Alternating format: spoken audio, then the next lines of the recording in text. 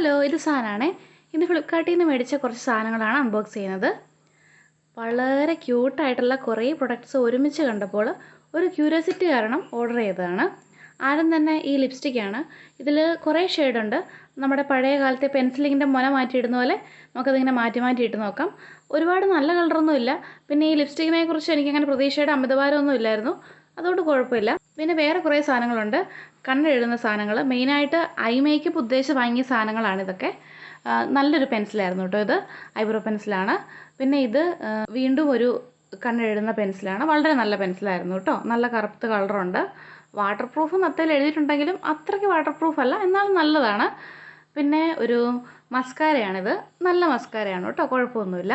പിന്നെ ഇനിയുള്ളത് ഇതൊരു ഐലൈനറാണ്. നല്ലൊരു ഐലൈനറാണ് കേട്ടോ. 178 രൂപയാണ് ഫ്ലിപ്കാർട്ടിൽ നിന്ന് ഇത് മേടിക്കാനായിട്ട് എനിക്കായത്. ഇതിൻ്റെ ലിങ്ക് കൊടുത്തിട്ടുണ്ട്.